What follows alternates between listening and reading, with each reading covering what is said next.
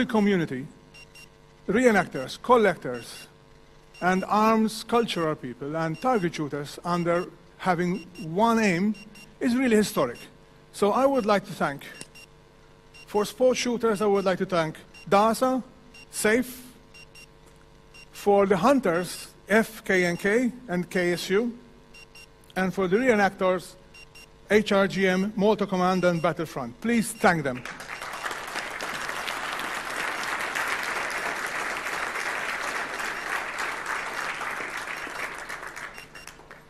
Dr. Soller?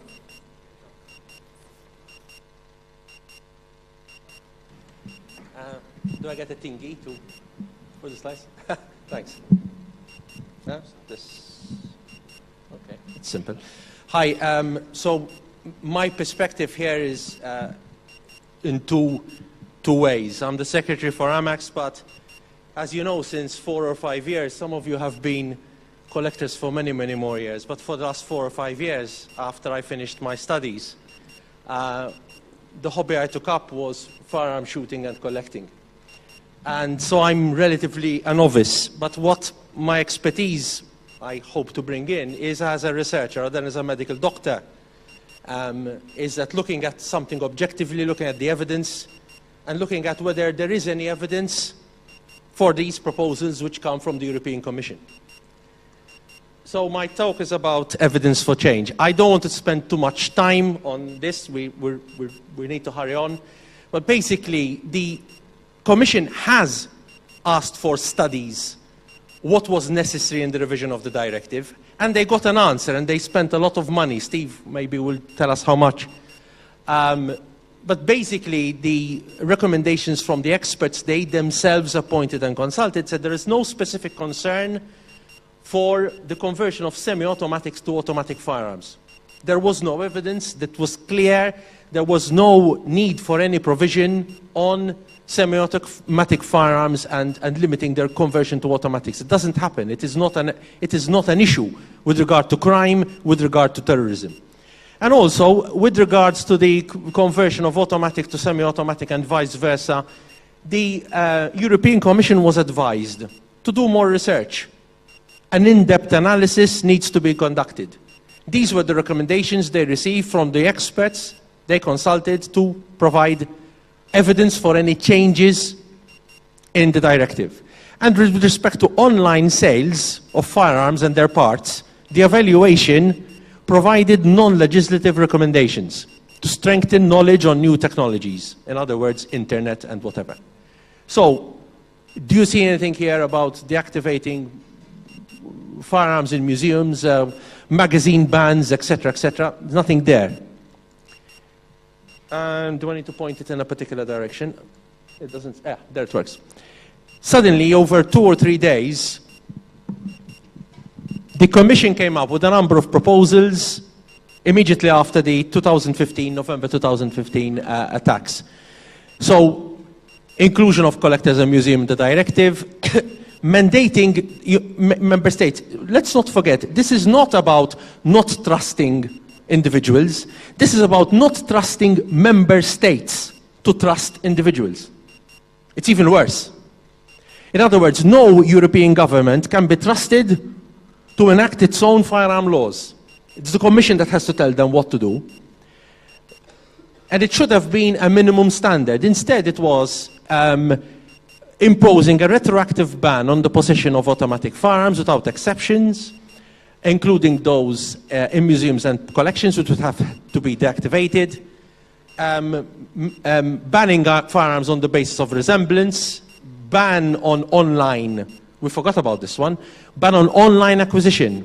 Any email, internet sales were to be banned. Limitations of magazine capacity, we forgot about. Restrictions on airsoft firearms, they were all to be destroyed. Anything which looked like a Steyraug or an AR or an AK-47, a BB gun, was to be destroyed. And other administrative restrictions on certification, medical tests, etc., etc. We know of the criticism that they received. Let's not forget, our adversary is the Commission, not the European Parliament or the Council of Ministers. The Council of Ministers came up with very reasonable arguments against these proposals. The European Parliament rejected most of them. So let's not target our anger towards the people who have been supportive. So they were harshly criticized, and they were even criticized by the European Parliament Research Service, which said, in drafting the proposals, the European Commission broke its own better regulation guidelines, which say that there should be an impact assessment. Independently of all this, is there any evidence that banning firearms has a beneficial effect? Approximately 10,000 people died in the decade from 2000 to 2010 through manslaughter or murder by firearms. So it's 1,000 people a year die in the European Union through manslaughter or murder by firearms, which include people shot by the police. And there are an additional 4,000 suicides by firearms per year. So this is the nature of the problem, 5,000 deaths by firearm per year. However, the total rate of gun-related deaths, including accidents, is probably higher, something like 7,000 per year. I would like to thank Katja Triebel specifically for having collected some of this information. Other parts of it I have also collected myself. The vast majority of firearm-related deaths are suicides. Let's not forget. Only about 15% of firearm-related deaths are homicide. Okay? And only about 9% of all suicides are related to firearms, and again, mostly it's shotguns. So nothing here is saying semi-automatic rifles or semi-automatic pistols which are legally registered. In fact, there is no consistent association between gun ownership and total suicide rates across countries. So countries with high ownership of guns have low rates of suicide. Countries with high rates of suicide have low gun ownership. So there is no evidence, there is no link, there is no magical formula for reducing deaths by introducing laws. Firearms are only used in about 20% of homicides. I believe in the United States, nearly half of homicides are perpetrated by hammers or blunt instruments. The handguns more often used than rifles or shotguns. Unfortunately, when you're talking about homicides, we don't know what proportion are by illegal or by legal firearms. So even there, the research is very weak. Looking at the literature, I am a researcher. So when there's something, I have a question, the first thing you do, rather than trying to answer it yourself, you go to the literature and see if someone has done that. Well, if you look, there is a study which tried to find a link between firearm ownership and firearm crime. And total homicides, total suicides, there is no link. It's in the medical literature. The reference is Kilias et al. Duque and Alstein performed an analysis of gun ownership and violent deaths in 33 European countries. And they found a relationship between firearm ownership and firearm-related suicide. As you reduce the firearm ownership, people use another method of committing suicide. It does not reduce, restriction does not reduce the rates of suicide. In Australia, there was a major ban in 1996. Many firearms were repossessed and destroyed, including semi-automatic firearms. After that, the rate of firearm crime and firearm homicide came down, but it kept coming down at the same rate it had been before the ban. There was no effect. In the United Kingdom, after the bans implemented in 1996, after the Dunblane massacre, which was again because of a police deficiency rather than anything from the legal gun club. Yeah, but that's later. 96, they implemented the big cleanup, and after that, the rate of firearm offences doubled in the decade afterwards. And this graph is from, I don't know, the laser works. So if they banned firearms here, these are the rate of crimes with all weapons, excluding air weapons, and with air weapons, and you can see it went up by nearly double in the 10 years afterwards. or towards the end of the 10 years afterwards. So banning firearms does not stop crime. In fact, there are some studies which show it has, to some degree, the opposite effect. So there is no evidence for any of these drastic proposals from the Commission. That is clear. What about the number of legal and illegal firearms? The estimates for illegal firearms in Europe are estimated anywhere between 81,000 and 67 million. That's a 1,000, nearly 1,000 times margin of error. So you can see how good the data are. However, there are approximately 25 million gun owners and 80 million legally registered firearms in the European Union. 1/3 of them are for professional use, police, army, security services, 23% for sports, and only 5% for collectors. Again, reminding that this, summarizing it, we come to the same conclusion that the experts commissioned by the European Commission came to. There is no evidence to support the concern of conversion of firearms into automatic firearms and being used for mass murder or crime or terrorism. So there is no basis for this. This is an entirely political exercise. Let's not forget that the directive review, some of us are saying it should be thrown out. There are some good ideas in the directive proposals. Some of the proposals are pretty good. For example, common European rules on marking of newly manufactured firearms. Makes sense. Improved exchange of information between EU member states. An obligation to interconnect EU member state national registers. Common criteria for the definition of distress and alarm firearms and for deactivated firearms. One can agree with these, no problem. The problem is all the other extreme proposals. We must not forget we had a lot of support from the European Parliament. The majority of the Commission proposals were defeated in votes in the LIBE committee and the IMCO committee. And there was opposition for them as well in the Council of Ministers. But despite opposition from a number of countries, the magazine capacity thingamagig, which came to the Council of Ministers. And it was then at the last minute put into the IMCO vote. IMCO, the Parliamentary Commission which is leading for the European Parliament, has accepted a number of proposals. If you look at the ones that were accepted, most of them are not problematic. For example, firearm ownership subject to proof of good cause. Firearm rules for safe storage. Firearm markings regulated and standardized. From IMCO, it was only applying to newly manufactured firearms. These are things you can agree with.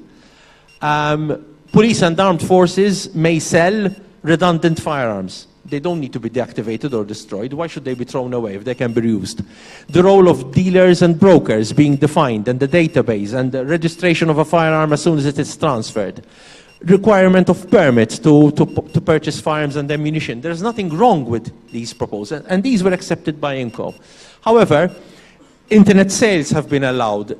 Standards for blank firing arms. Airsoft and replica firearms are out of the scope of the directive. However, during the trialogue now, we had this new addition. Collectors and museums, subject to the directive, but are allowed full rights to continue to collect historical and cultural firearms, including automatics. But then you had this strange thing of a firearm. If you put in a magazine, it becomes category A. You take out the magazine, it becomes category B. And then you have an exception for sport shooters. Others have talked about it before. I won't go into detail, but it doesn't make sense that you prohibit a firearm and then you allow an exception for sport shooters. But then if they make a mistake, you take their license away. And the dangerousness of a firearm is dependent on what magazine you insert in it, as if it makes any difference. Another one which hasn't been mentioned, and I think we must not forget, there is a clause delegating powers to the Commission to change categories of firearms again in 2 years and then every 5 years. It has to be duly reasoned. But we have seen how good they are at sticking to their own regulations. This is one I would give more attention to. Delegating powers to the Commission when we don't trust, the Commission, I don't think it's something we should support. Yeah. So we should pay more attention, I think, to this. Yes. Can I ask you something? Absolutely. Okay. Regarding this idea of not trusting the Commission. Yes. Because of, well... Because of the history. Because they've been proposing things not based on evidence. So would that have an impact on, if they would manage to have semi-auto rifles go into Cathay? Yes. Yeah?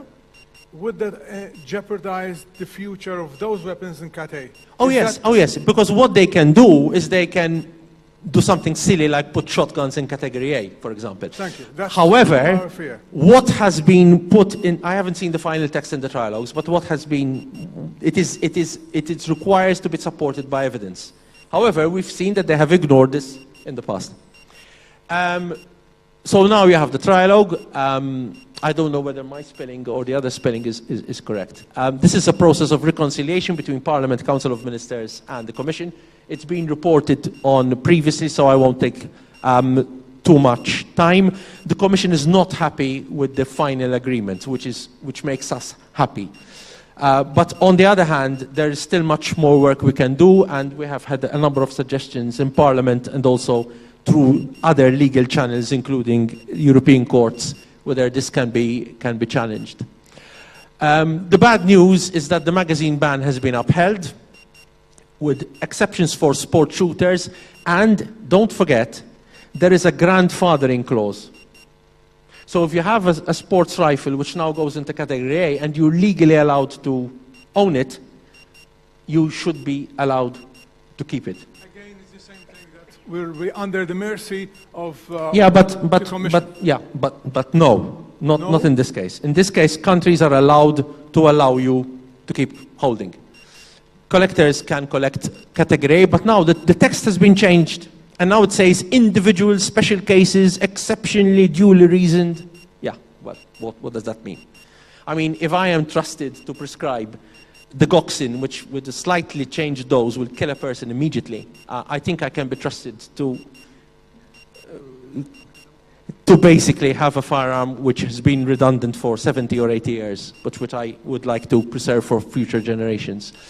I think the European Commission should be held to task. Whatever happens, we should take them to task. We should make it a point that people know that the Commission has made statements which are not based on fact, have made statements which are contrary to published evidence, have made recommendations for changes which are not supported by any evidence, have not made the main impact assessment, and have insisted on such changes even when opposed by elected representatives. This is not the role of civil servants.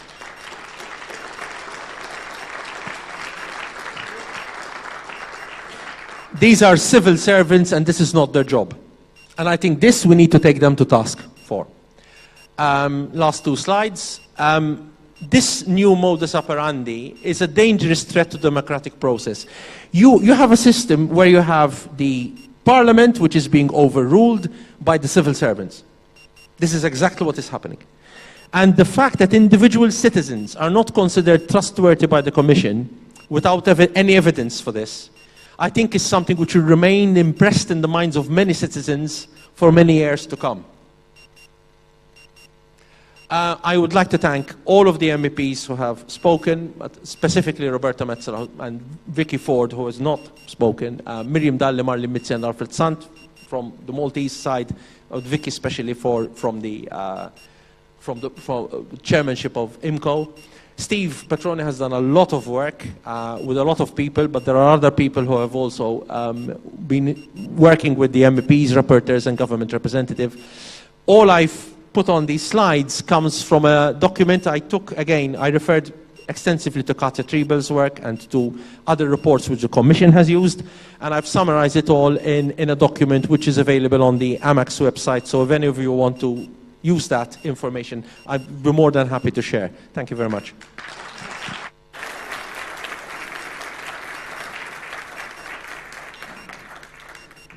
Thank you, Shankar.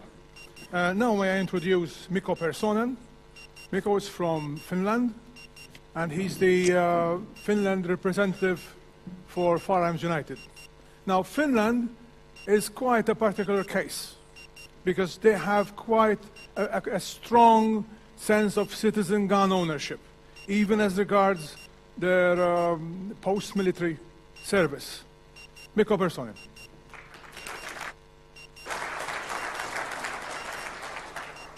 Hello, and thank you for being here today. I'm Mikko Pesonen. I represent the Finnish sport shooters, and I'm also a member of the reserve. You asked where this proposal came from and who is pushing it. I tried to give you a Nordic perspective to the firearms directive proposal. Yeah, it's working. And also try to answer those questions. First of all, Finland is in a unique geopolitical situation. We have 1,340 kilometers of land border with Russia. If you ask from people of Ukraine, that's a perfect valid reason. Actually, 1,340 valid reasons of owning a firearm. Or 10.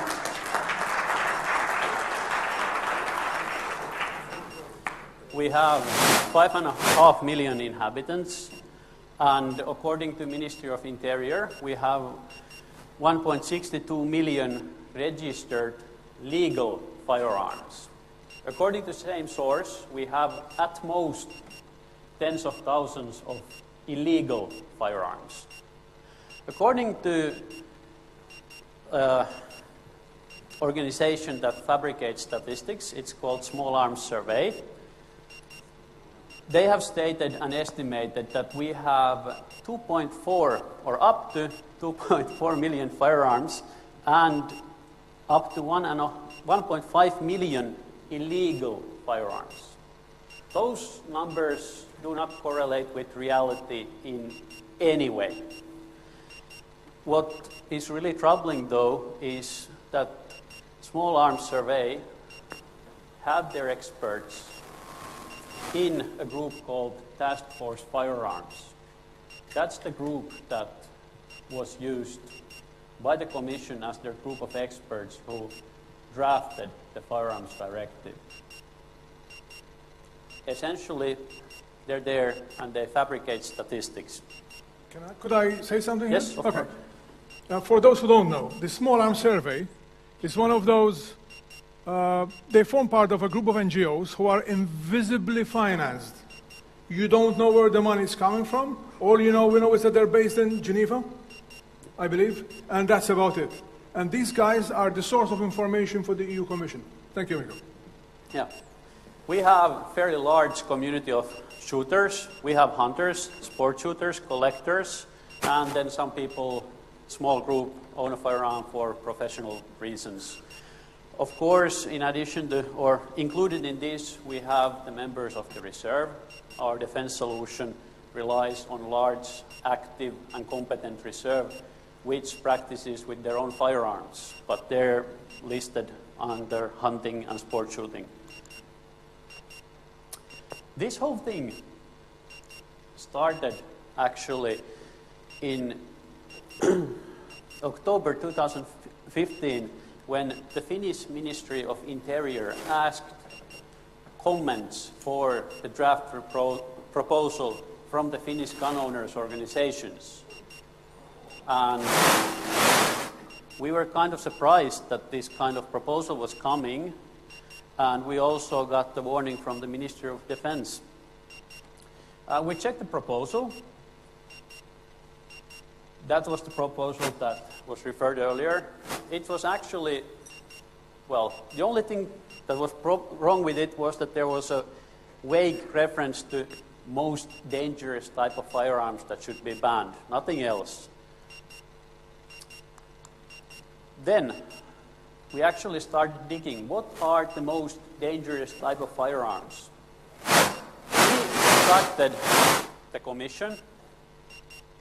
This is actually a letter that I received from the head of Task Force Firearms when I asked what is most dangerous firearms and will there be any restrictions to semi-automatic firearms.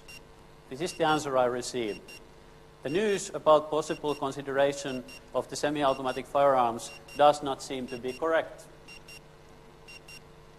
The Commission will assess in due time aspect of possible revision of EU legislation taking into account the position of stakeholders. In other words, they lied. This does not correlate with reality in any way. And this was after the Ministry of Interior had asked comments. So that means that the draft proposal was already sent to all of the member states. The Finnish members of the organizations, individual shooters, we started contacting people, spreading the information. Of course, it was at the beginning dismissed as rumors, but Firearms United responded and requested additional information. Then happened the unfortunate events in Paris, and then 4 days later, new revised proposal had appeared. In 4 days, it's not possible to do impact assessment in 4 days, but now the ban on semi-automatic firearms had appeared. The collectors were now painted as targets, and of course we have the new deactivation rules and 5-year time limits. So now you can think, where does this come from? 4 days. Other highlights, markings, traceability. Let's not go to details there. The worst part was immediate confiscation without compensation. The Firearms United has since traveled to Brussels numerous times. We have been interacting with MEPs, discussing, trying to propose amendments, and we've been working very hard since that.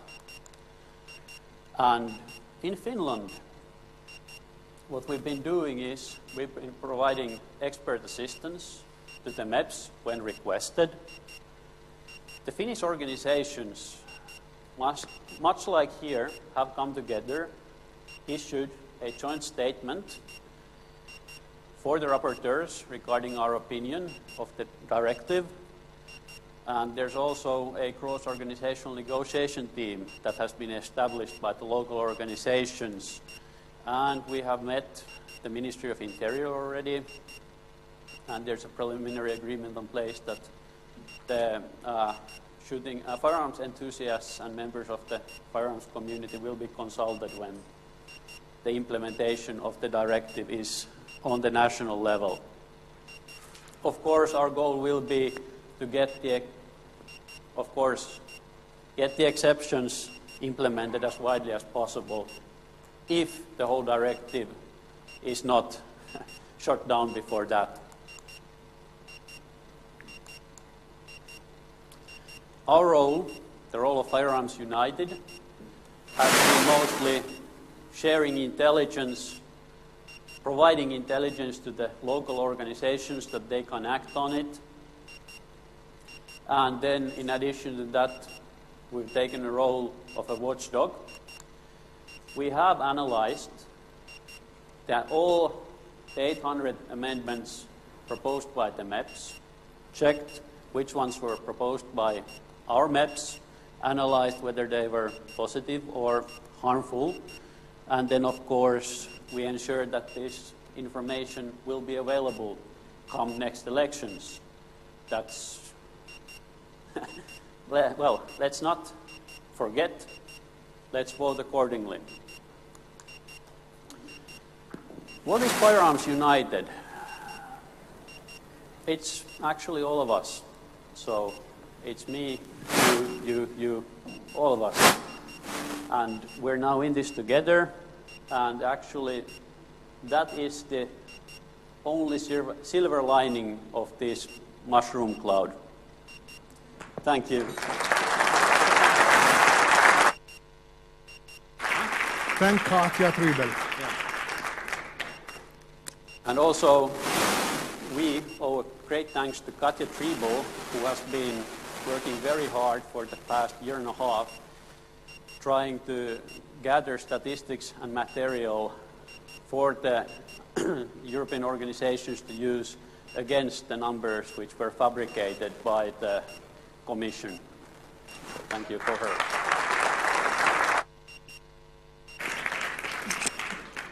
And now I am proud to present Malta's own sportsman, Clive Brogdorf, who is the IPSC Malta chapter representative and director. Thank you, Clive.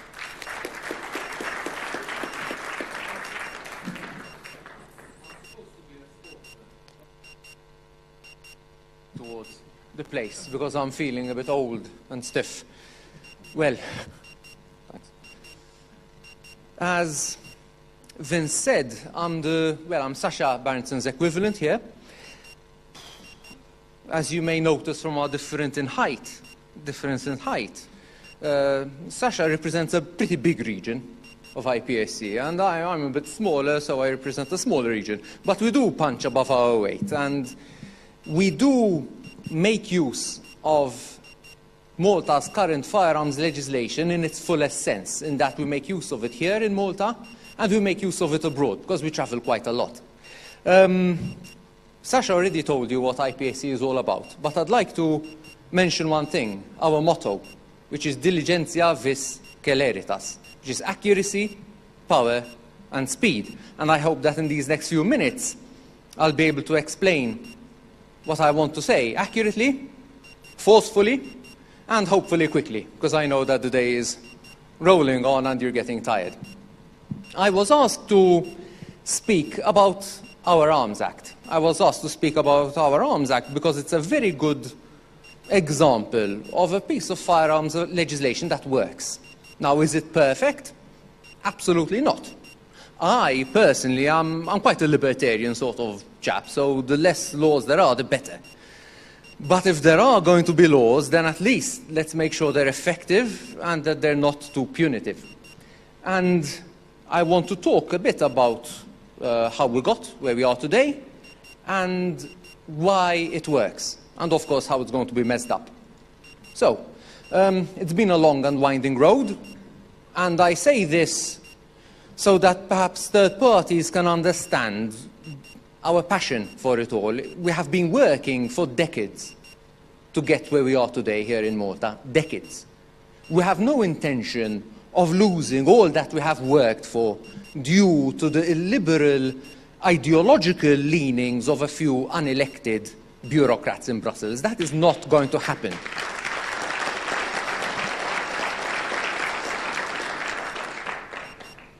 Work started in the late 80s, early 90s. The first changes came about in 1996 to our previous law, which was something called the 1931 Arms Ordinance, which was a monstrous relic of our colonial days, which pretty much allowed practically nothing other than shotguns. And in 1996, after 5 years of hard lobbying, we started being able to purchase air guns, muzzle loaders, old firearms. I bought my first air rifle, my target air rifle, in 1997. And lo and behold, absolutely nothing happened. Whenever firearms laws change, anywhere in the world, as Jean-Carl very pertinently pointed out, there will always be those chicken littles who run around saying that the sky is going to fall. There'll be blood on the streets. The most overused expression is Wild West. It was said back in the media in Malta in the 90s. It was said again in the early noughties. Nothing of the sort happened. Between 1996, when the first changes were made, and 2005, when the new Arms Act was introduced, there was no spike in firearms crime. There was no spike in firearms violence. And it is precisely because of that that we could implement the new 2005 Arms Act, a piece of legislation which was passed unanimously in our parliament. Now, if anybody knows how our parliamentarians work, unanimity is something which is quite rare. So it was quite a It was quite an achievement to obtain that. But it came about because the authorities could look back on the previous 5 years when the legislation had been relaxed, and they saw that there was absolutely no problem. And the same thing happened again in 2013 when we fine-tuned the regulations further. We could point to a good 5-6 years of the Arms Act having been enforced without any issues.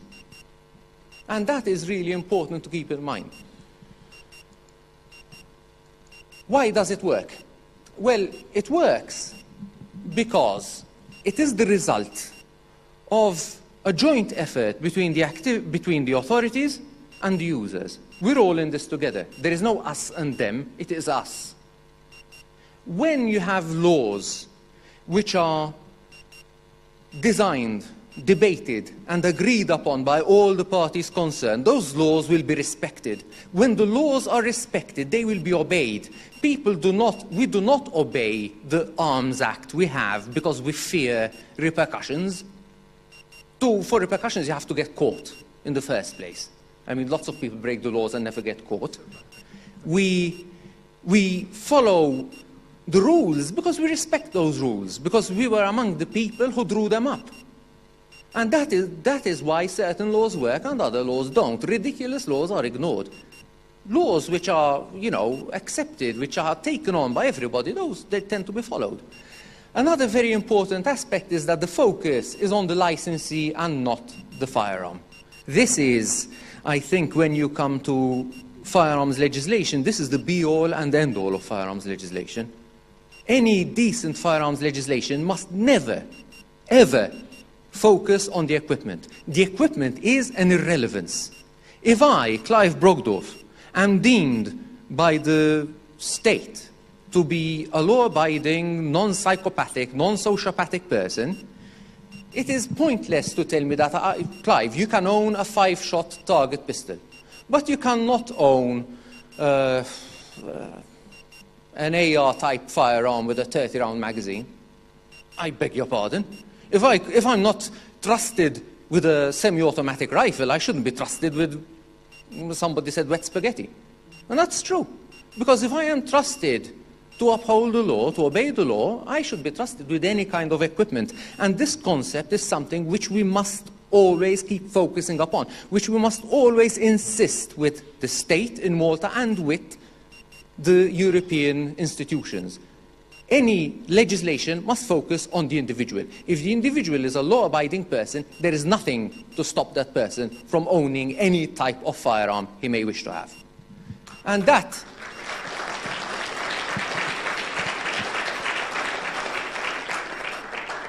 and to date, that is the situation which we have here in Malta. So if I am a licensed firearms owner, if I want to buy an AK-style firearm or a target pistol in .22, I can purchase either of them. Of course, the law works by ensuring that firearms do not fall into the wrong hands. And it does that by providing clear guidelines to the licensee as to how to make sure that this does not happen. There are no real grey areas in our Arms Act. It is not overly detailed, but, it says, your firearms must be locked up, the ammunition must be separate, unauthorized persons must not have access to it. This is common sense. But what it does is it gives the licensee a certain amount of confidence, because he knows that if he follows the law, there aren't going to be any problems. There are no grey areas, there's no doubt, there's no fear. It provides clear guidelines as to how we can use our firearms, how we store them, how we use them, how we can travel with them. I mean, we go abroad very often to take part in IPSC matches. And it really goes very smoothly. And when sometimes we do come across some cretin at the airport who causes problems, what we do is we simply show him a printout of the law and we point out the relevant parts and we tell him to shut up and kindly let us go on our way. And that works very well, even though sometimes, it takes a bit of time to convince them. But, you've got the law there and you shove it down their throat. It is, again, not overly restrictive to things like ammunition quantities.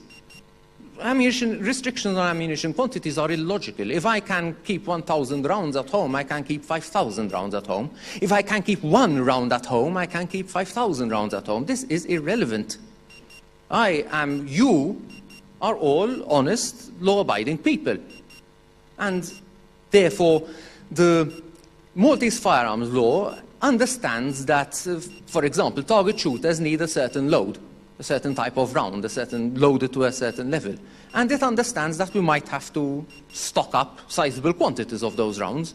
You can't just buy 200, then you go to buy again and, you know, they're finished, they've gone. So it takes these things into account, which is why it works. And very importantly, the authorities are quite open to fine-tuning the legislation. Okay, it takes a little time, but through our representatives on the weapons board, you know, we argue, we discuss, we give and take a bit, and at the end of the day, we're all in it together, and yes, usually we get our way.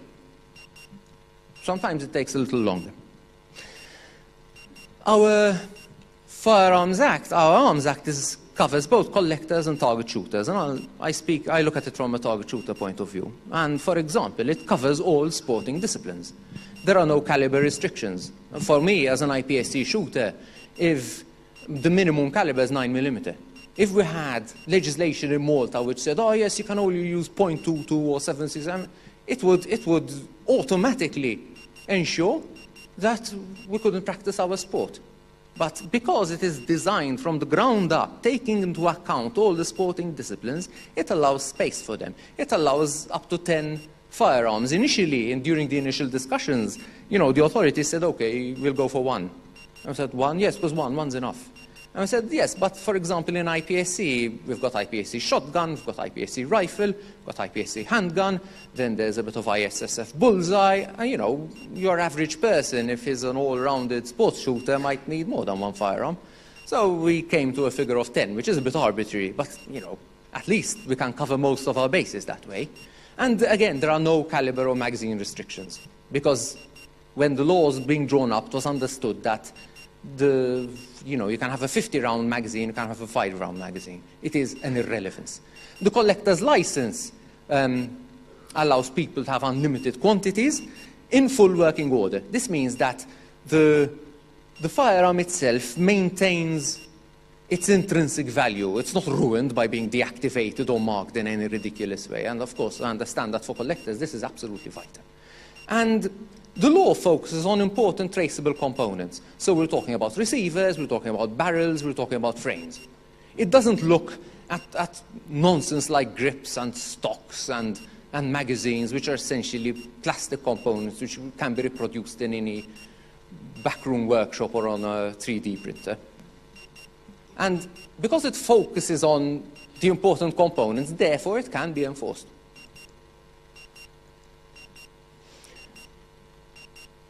All these things try to create a balance, you know, by making sure that my firearms don't fall into the wrong hands. But it didn't break the social contract. It respected ownership rights. And this, you know, the social contract is absolutely vital for our societies to function. If the citizenry feels that a law is unjust and illiberal, we're very imaginative people, especially in Malta. We think outside the box a lot. It is useless trying to impose an illiberal law upon us. People will find ways to break those laws. First, they will find ways to break the law in small ways, and they'll get away with it. And then they'll start finding ways to break the law in the bigger, more important ways. Now, with our Arms Act, because we feel respected by the authorities, because the state says, yes, you, Clive Brogdorf, can have 10 semi-automatic rifles in your safe. I trust you. I know you're not going to do anything wrong with them. I know they're not going to fall into the wrong hands. You're going to enjoy your sport. And that trust placed in me by the state means that, yes, then I can trust the state back. It's a give and take. The social contract is not broken by either party. And it's something, you know, philosophical and psychological, but it means that it works. And it treats citizens as responsible individuals. It does not criminalize us a priori. It does not assume that we are going to do something bad with our firearms. It assumes that we're going to use our firearms for sport or collection or reenactment. It doesn't consider that we're going to go and, God forbid, commit a crime with our firearms. Then, of course, if somebody behaves badly, then that person is punished. But this is one of the intrinsic building blocks of a democratic society, isn't it? Of a free society. That you are not suspected of a crime before you actually commit a crime. We are all innocent until proven guilty. And it is based on agreement between all interested parties. It is not an illiberal imposition. And the biggest irony of it all is that it was drafted based on the 1991 EU Firearms Directive. When we first approached the authorities, we could either reinvent the wheel or we could take something which was working. So we took something which was working and we, fine-tuned it for Malta. But of course, this simply proves that the 91 version of the Firearms Directive is essentially a workable piece of legislation which has served us well and does not need the changes which are being proposed. How shall it be ruined? Because, of course, whenever bureaucracies get involved, unfortunately, one cannot assume that things will go on well indefinitely. The Commission proposals are criminalizing us a priori. They inferred that our legally held firearms can be used in crime. They inferred that our legally held firearms can be used in terrorism, which, of course, first of all, it's nonsense on stilts. It's not proven. Others have shown it. But even worse than that, even though they can't prove it, and even though, by and large, a lot of the proposals have been mitigated, the only thing they have succeeded in doing, really, apart from getting us all to unite together, is to destroy the trust that firearms owners previously had, the relationship of trust which previously existed between the firearms owners and the authorities. And this is extremely dangerous in the long term, because why does our Arms Act work? The authorities can't be everywhere. They can't be in our clubs, they can't be on the range all the time, they can't be on our Facebook pages all the time, and they shouldn't be there. It is none of their business. We do not live in a police state. But we are there. We are on the ground. And if we see that, somebody is saying strange things or behaving erratically or, going down a dangerous path or perhaps has problems at home or problems at work, we, as a firearms community, we act as a sort of a safety net, a supporting community for that individual firearm owner. If I see that somebody comes to the range and he's saying things which, give me cause for concern, I'll have a word with him. I'll tell him, do you really realize what you're saying and what you're doing? And if that doesn't solve the problem, if necessary, we'll ask the authorities to have a word with him. And maybe, he'll come to his senses. This happened in the early days when I first started shooting. I remember we used to go to, the army range, and there was a shooting colleague of ours who was going through a very bad patch, and he said something, en passant, and we got pretty concerned about his, emotional health. And we had a word with him, and he was in a bad shape. And what we did was, we touched base with his local police station, and the inspector there very kindly, very calmly had a word with him. He told him, you want to leave your firearms for a few days or weeks at a dealer, are you well, are you this? And actually just having people speaking to him and making this person realize that he wasn't completely alone, he's still with us today. But the police would never have been able to do that on their own, could they? So we are the first line of defense. But we are the first line of defense because we respect the rules under which we operate. If the state alienates us, we will cease to do that. So not only will we be alienated, but the authorities will not be able to enforce the law correctly because it won't be receiving the help it needs from us. It will shift the focus from the individual to the equipment. And of course there'll be problems for enforcement. Try to tell me how they're going to enforce magazine capacity restrictions. And they put in this clause, which we didn't ask for ourselves, bluntly as IPSC, because some people have said, yes, you're happy, you got your exemption. We don't like the way it's being done, and we don't agree with it. Are the authorities going to come and ask me, Clive Brogdorf, who shoots IPSC in Malta? Who is a regular IPSC shooter? Give us a list of names. Absolutely not. And then people are going to start coming to me, Clive, say that I shoot IPSC. But you don't. oh, come on, you know. No, it's not going to work. And okay, the authorities are going to have to figure out on their own. I mean, they can't, so they won't enforce it, of course. So, you know, it will cause excessive administration. You're chasing after tiny little plastic boxes and little metal boxes.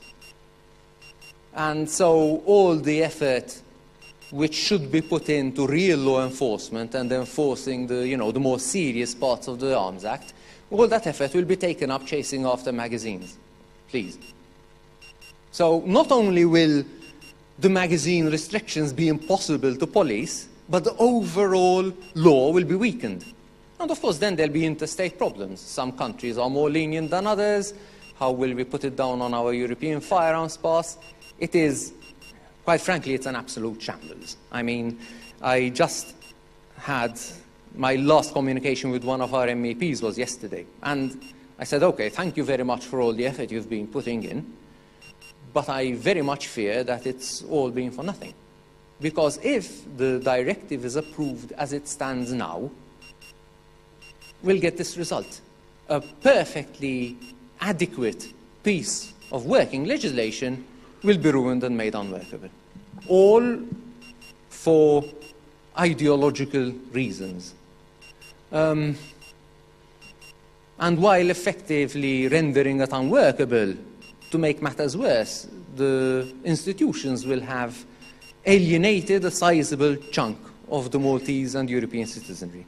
And that chunk was, to date, the most law-abiding chunk of European citizenry.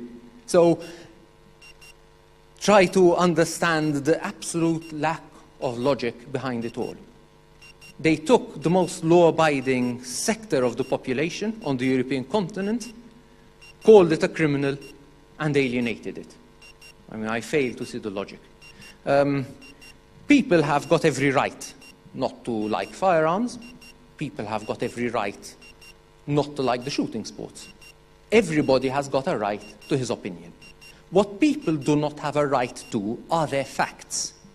The facts are not mine to bend as I see fit. The facts are those which were laid out by Jean-Carl. That there is no correlation between legal firearms ownership and violent crime and terrorism. So anyway, thank you for your time. And always, keep fighting the good fight. Thank you.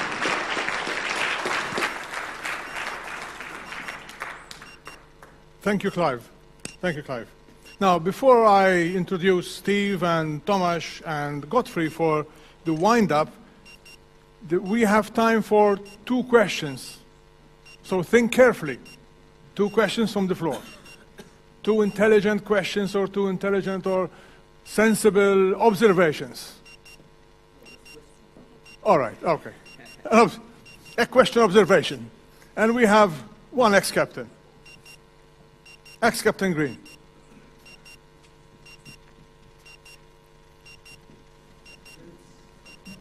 Is it working? Hello, there we go. Okay, thank you, Vince. Thank you, everybody, for attending. It's been very interesting. I would like to start by saying, Herr Juncker, I am the lobby. Anything else? And I have sent him a JPG of the I am the lobby. What I'm trying to say is, Bill Clinton, we don't seem to talk much about America. Bill Clinton introduced some legislation in the States wherein they banned what the so-called assault weapons, but the bloody hell is an assault weapon anyway. And they introduced magazine restrictions, same as what the EU was doing. Fortunately, this law that they had introduced, the Democrats, had a sunset clause. And prior to this law, during and after this law, gun crime in America was going down. And when the Bush administration came in, they realized that this was a useless law, it was creating no benefits, and they decided to let this law expire. With the result that during the Clinton administration, I remember, magazines having more than 10 rounds, the price of them went through the roof, those that were grandfathered anyway. Today, there is no restriction. Now, the process of learning is to look at somebody else, see what their experience has been. Isn't the EU Commission realizing that what they are proposing has been tried in the States, was implemented, didn't work, and was put away? If you don't want to learn by looking at other people's examples, it's fairly evident that you are acting in a stupid manner. James, Thank I you. was warned. It has to be a question. There has to be a question. Go ahead. Yes, the question is All right. why, I've been watching a lot of discussions, why has not this example, fine example, not been brought up before the Commission? Gentlemen? It was actually brought up in front of the Commission. It was summarily ignored, like many other things which we've been telling them. And the one comment which I can offer here is actually a quote from Albert Einstein, who was a pretty intelligent person from all we know. He said that doing the same thing again, and again, and expecting different results is as close to insanity as he ever seen.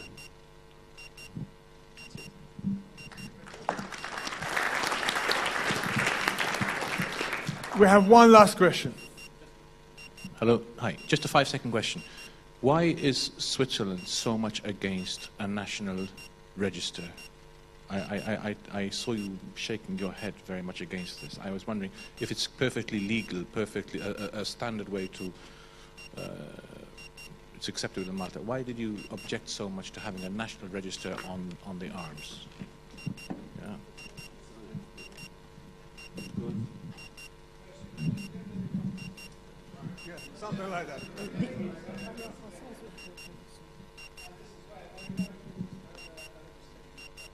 It's a question of protection of personality. In Switzerland, I don't know how it is in Europe, but for us in Switzerland, the protection of personality is something important. And for example, as I told it just before, in 2011, we have voted people about arms, but one point was the question if we would have a federal national register, and we told no. Why? Because if the police wants really to know something for a police affair, they can ask the question of to the other police. But if you give too much to the state, one day you will have nothing more. That's the reason. Yeah.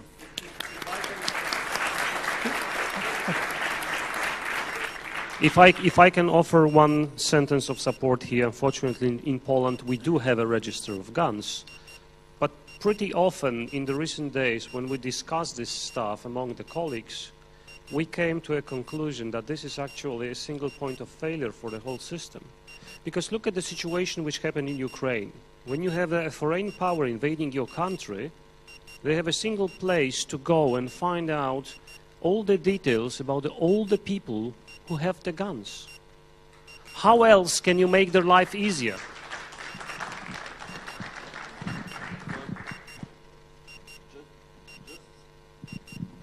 Just something concrete.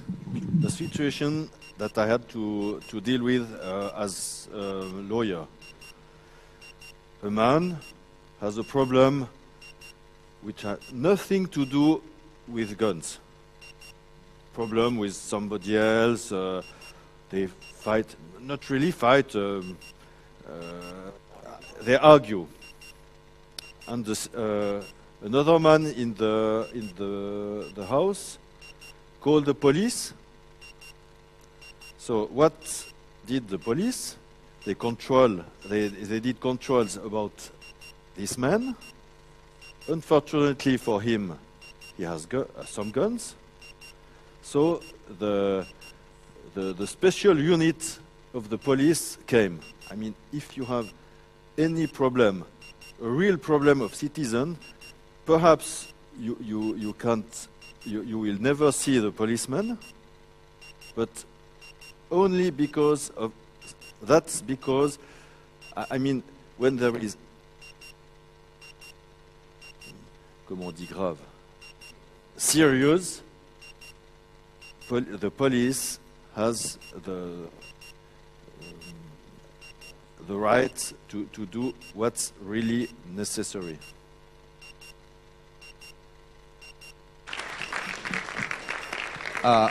Let me just answer the question about gun registration from a very personal point of view.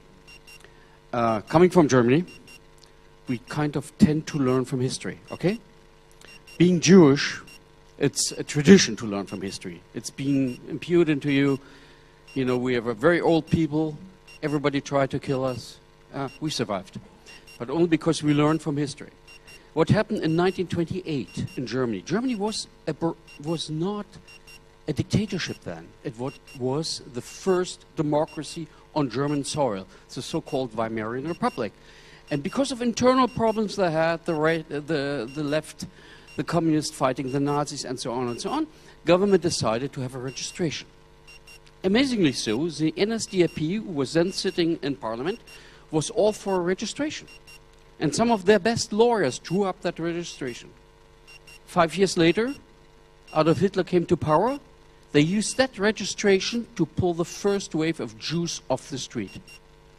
Every Jew was ordered to bring in his sporting guns and his air guns. And we published a book in Pro Legal, we published a book of a good friend of mine, Stephen Holbrook, which really outlines that, and you can get it in English, you can get it in German and in French now. It is the one prime example where registration leads to. Because every government can change.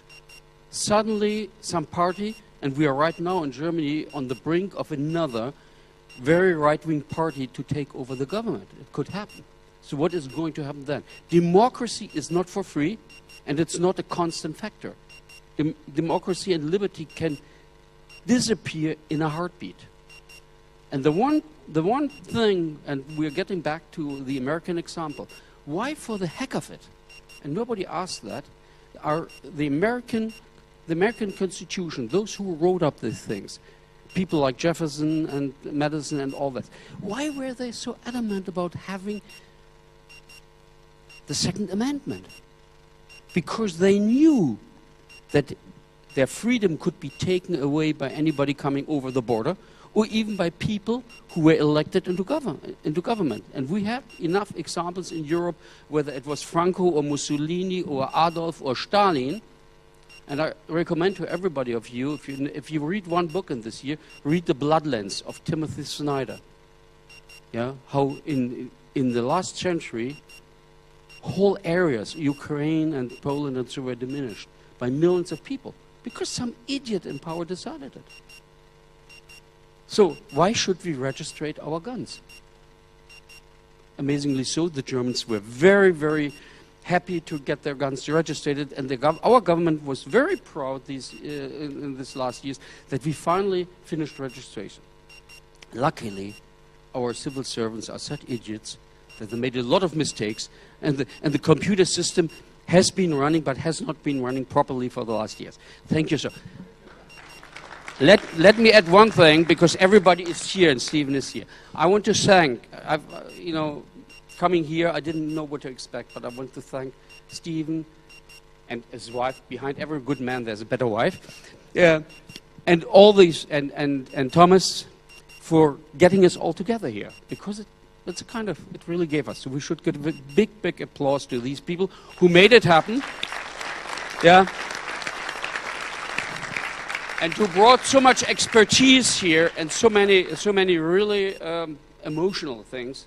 I think we all kind of walk out of here with a better feeling than we came to. Thank you. Thank you.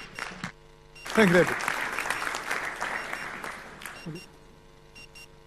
Okay. Now, may I introduce for winding up? There's no need to introduce. Oh, David. Let's cut it short. There's no worries. So we've come to the conclusion of this very long but very important, very, very important event. I do appreciate that you have stayed on in spite of us going over the limit, the time limit that we set. However, I'm sure you understood that this is a multifaceted issue. It affects so many people in different ways. So we've had people speaking about collections, we've had people speaking about civil liberties, people speaking about target shooting, people speaking about reenacting, people speaking about hunting. At the end of the day, this is the wonderful thing in all this. We are now speaking together. We are now one voice. This is what the Commission did not expect.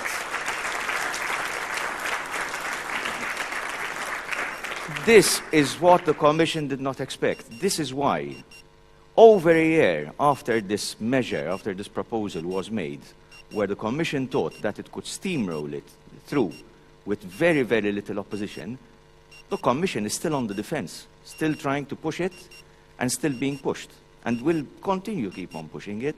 So I know that they will lose face on this, but what would we rather have? A Commission that loses face, civil servants who are losing face, or citizens who are losing their civil liberties? I think the answer is pretty obvious. And we know exactly what we're doing, and we are very conscious of it, we are very proud of it, and we know it's the right thing to do. And that's what we're doing. And we're doing it on a voluntary basis, we're doing it with your help.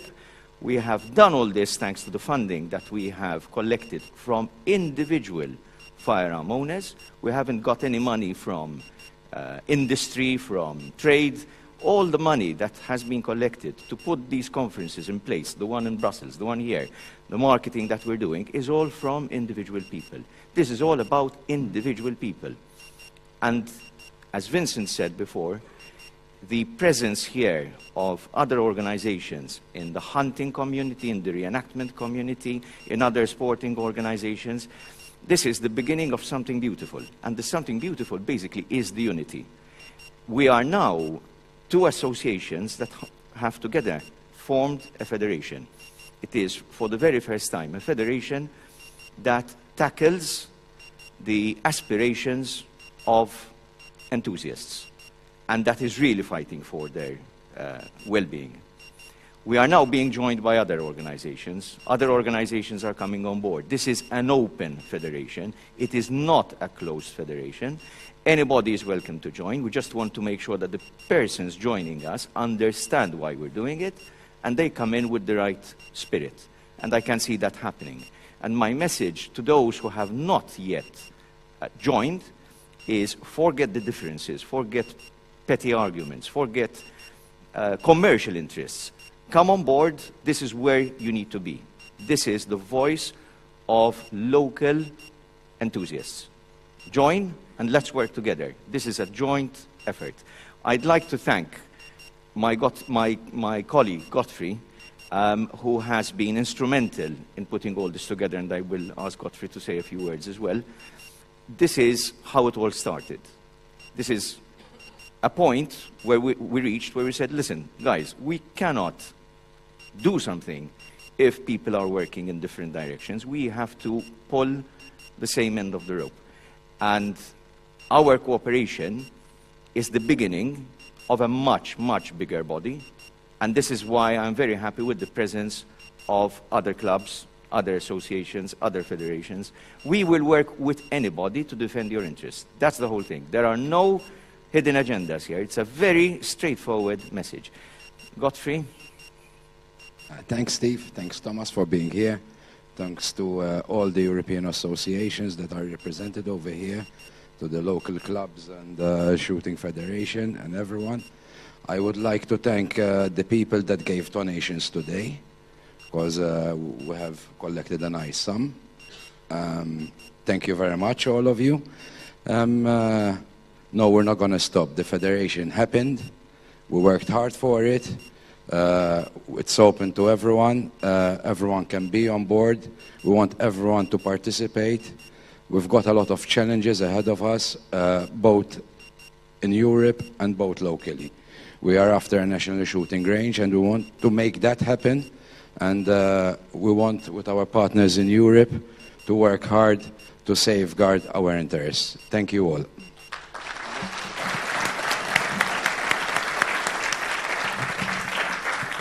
So from my side, I would like to thank you very much for being here with us and for the support you've been giving to the Firearms United and your local organizations over the months. Without you, we wouldn't be able to keep up the fight of David and Goliath with the European Commission.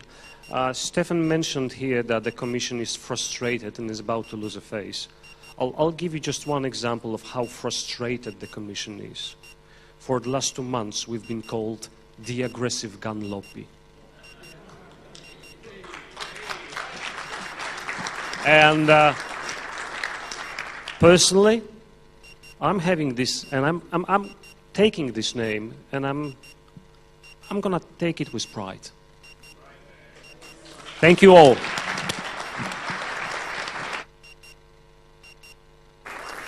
Okay, thank you to our foreign participants. Too many to mention by name, but you have seen now in the flesh the people who are working with us, the people who are really devoting a lot of attention.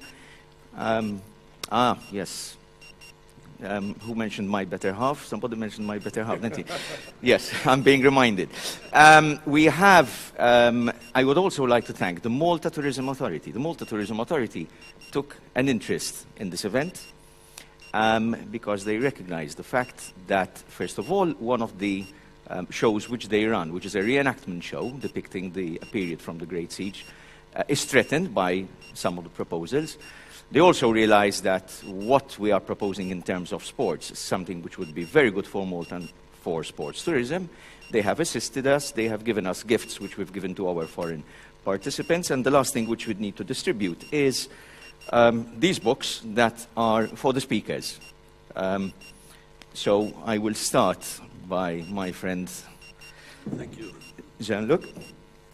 Tomasz, you're closer, so obviously this is much easier. Mikko, something to take back to Finland. Clive, no. Anne, can you bring them over, please? So, Sasha, there he is. How could I have missed Sasha? It's impossible. Sasha, thank you. Thank you for being here. Who am I missing? I'm missing somebody. Speakers. Foreign speakers. Has anybody, am I missing somebody here? No? Okay, that's it. So we have some extra books, which we will, one extra book. Okay, we'll give that away. Thank you once again. Thank you for your donations. I was not following that because I've been too busy here. And it's been an incredible 3 days working on this project. So thank you so much. You can start making your way, and we're here to dismantle, but if there's anybody who would like to speak, please go ahead. I've just been invited to a TV show on Super One on Monday. I believe that somebody from DAS has also invited, so I'd like that person to coordinate with me because we have to do this well. Yeah. Okay, thank you. Thank you once again.